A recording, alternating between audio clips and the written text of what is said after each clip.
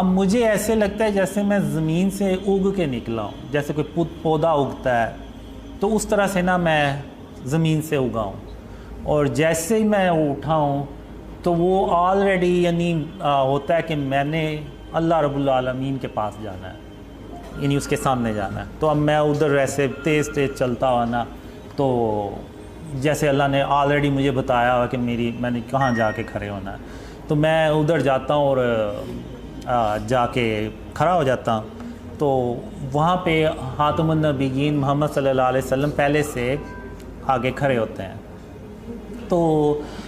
اب جو اللہ کا قیامت کے دن جو عرش ہوتا ہے نا، اس کا سایہ جیسے شام کا سایہ ہوتا ہے نا تو لمبا ہو جاتا ہے. تو یہ اب جیسے یہ اللہ کا عرش کا سایہ ہے اور ادھر یہ باقی میدان ہے، اور سورج اس طرف ہوتا ہے کافی بڑے سائز میں ہوتا ہے، تو اس کا جو ایسے روشنی آتی ہے تو اللہ کے عرش کے جو سایہ نا وہ ایسے ایک لمبا سایہ بن جاتا ہے. تو سب سے آگے خاتم النبیین محمد صلی اللہ علیہ وسلم کھڑے ہوتے ہیں، پھر اس کے پیچھے آپ صلی اللہ علیہ وسلم کی جو امت ہوتی ہے وہ،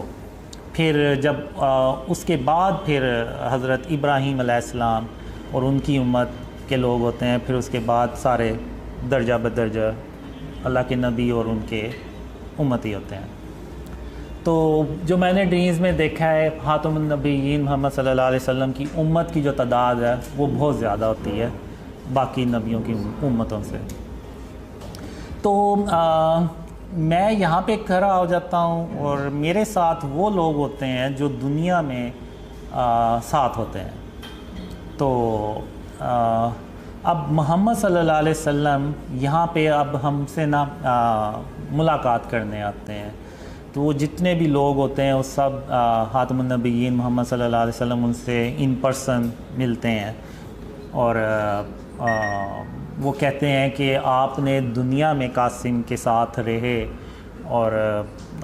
اسلام اور یعنی اس جو ڈریمز آئے تھے اس وقت مجھے،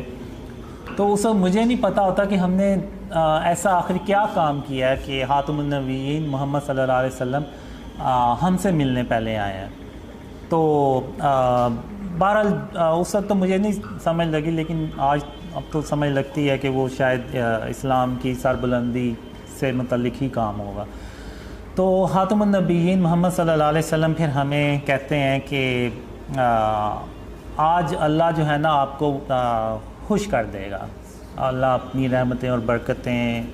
آپ پہ نازل کرے گا. تو اس طرح سے میں نے نا وہ ڈریم میں دیکھا، اور اس وقت میں ڈریم میں بھی یعنی یہ سوچ رہا ہوتا ہوں، حیران ہو رہا ہوتا ہوں کہ ہم نے آخر دنیا میں ایسا کیا کام کیا ہوگا کہ خاتم النبیین محمد صلی اللہ علیہ وسلم خود ہم سے ملنے آئے ہیں. تو وہ اس طرح کا ڈریم ہوتا ہے. تو اس کے علاوہ بھی کافی ڈریمز ہوتے ہیں، یعنی اس میں یہ جو ایریا ہوتا ہے ادھر سارے کفار ہوتے ہیں کھڑے ہوئے، اور ان کے گردنوں میں اور پورا زنجیروں میں جکرے ہوتے ہیں، اور ایسے یعنی کہ ان کے اوپر یہ آج جو دن ہے نا وہ بہت بھاری ہے. تو اور ان کے لیے کوئی چھاؤں نہیں ہوتی، اور ایون زمین بھی ان کی تپ رہی ہوتی ہے، اور زمین سے بھی جو ہے نا وہ ان کو تپش محسوس ہو رہی ہوتی، مل رہی ہوتی. تو اس طرح سے وہ ڈریم. غزوہ ہند، یہ جو جنگ ہے یہ میں نے اپنے ڈریمز میں بہت بار دیکھی ہے. تو اب یہ جنگ نا ہم پہ مسلط کی جاتی ہے بیسیکلی. ہم کوئی یعنی ہمیں شوق نہیں ہوتا کہ ہم یہ جنگ خود سے کریں. ہم یعنی پاکستان میں پاکستان اللہ کی رحمت سے ترقی کر رہا ہوتا ہے، اور اللہ کی رحمتیں اور برکتیں پاکستان پہ نازل ہو رہی ہوتی ہیں. تو ہمیں تو ضرورت ہی نہیں ہوتی کہ ہم ہم ہے کسی سے جا کے تو جنگ شروع کر دیں. اب ہوتا یہ ہے کہ مڈل ایسٹ میں جو جنگیں ہیں نا وہ ہو رہی ہوتی ہیں، جس میں ترکی اور عرب کنٹریز جو ہے نا وہ بہت بری طرح سے تباہ ہو رہے ہوتے ہیں. تو ہم یہ کرتے ہیں کہ ادھر جو مسلمان ہوتے ہیں ان کو جتنا زیادہ سے زیادہ ہم پاکستان میں لا سکتے ہیں لے کے آتے ہیں. اس سے پہلے میں تھوڑا سا یہ بتا دوں کہ جب آرمی چیف کو گواہی ملتی ہے میرے ڈریمز کے بارے میں، تو پھر ان کو بھی، آرمی کو بھی یقین ہو جاتا ہے کہ جو پاکستان ہے نا، اس کا جو اینڈ آف ٹائم میں اور آگے جو ایونٹس آنے ہیں نا، اس میں بہت اہم کی رول اس نے پلے کرنا ہے۔ تو اس سلسلے میں پھر پاکستان میں ریفارمز ہوتی ہیں، جس کو آپ کہہ لیں کہ اسلامی صدارتی نظام جس کو آپ کہہ لیں، تو اس طرح سے نا وہ چینج ہوتا ہے سسٹم۔ اور جو دوسرا سوال آپ نے پوچھا ہے تو وہ پاکستان، جو اللہ نے مجھے ڈریمز میں دکھایا ہے کہ جب تک ہم شرک اور اس کی اقسام سے پاکستان کو پاک نہیں کریں گے تو اللہ کی مدد بھی نہیں آئے گی۔ ابھی ہوتا یہ ہے کہ ہم جو بھی پلانز بناتے ہیں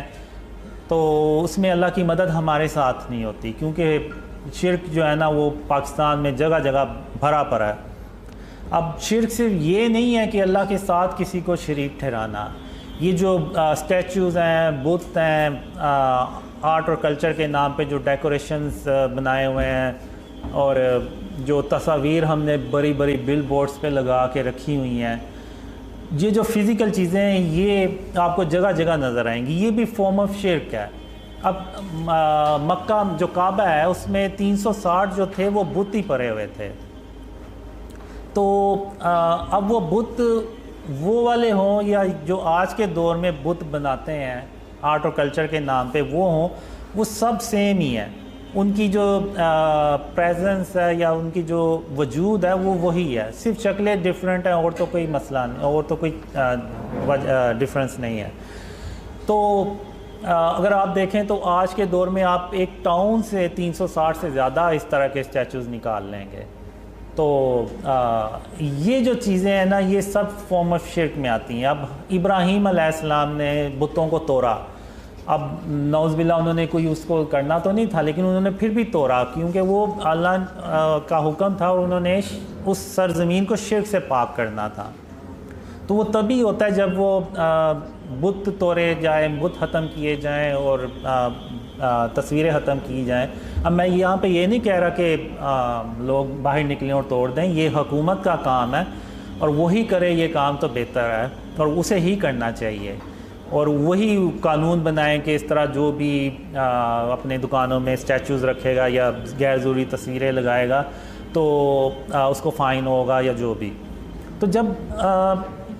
آرمی چیف کو وٹنس ملتی ہے تو اس کے بعد پاکستان کو شرک اور اس کی اقسام سے پاک کیا جاتا ہے، اور پھر اللہ کی مدد آتی ہے، اور جو ہم پلانز بناتے ہیں اللہ کی مدد اس میں شامل ہوتی ہے، تو پاکستان جو ہے نا وہ تیزی سے ترقی کرتا ہے۔ اور لیکن دوسری طرف وہ عرب کنٹریز میں ڈسٹرکشن ہوتی چلی جاتی ہے، اور پاکستان ترقی کرتا چلا جاتا ہے اور انڈیا سے ہضم نہیں ہوتا تو وہ پاکستان پہ اٹیک کرنے لگتا ہے، تو اس وقت اللہ پھر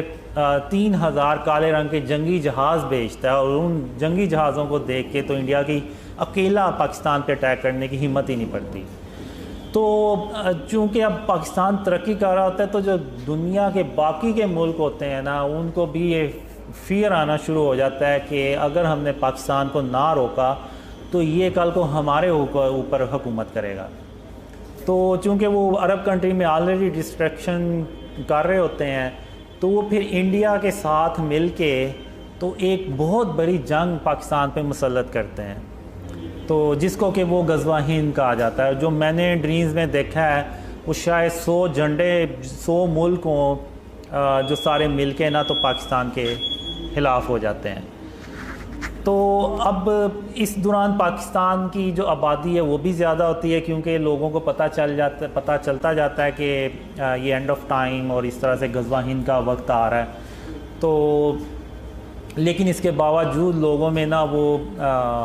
کچھ مسلمان جو پاکستان میں ہوتے ہیں ان میں فیئر بھی ہوتا ہے کہ پتہ نہیں پاکستان بچے گا بھی یا نہیں، کیونکہ وہ دشمن ہی اتنی بڑی تعداد میں ہوتے ہیں۔ تو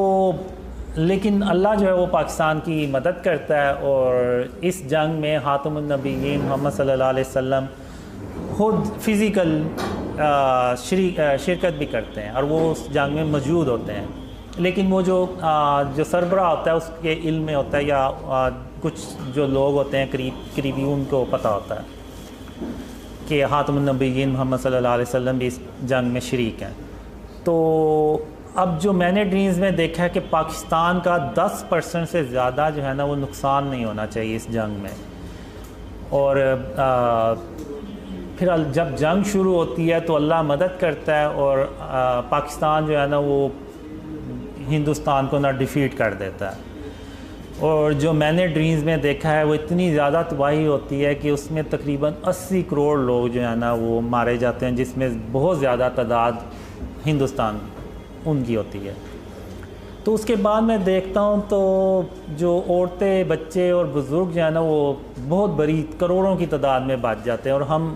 اس جنگ میں بھی خاتم النبیین محمد صلی اللہ علیہ وسلم کے جو بنائے ہوئے اصول ہیں جو جنگوں میں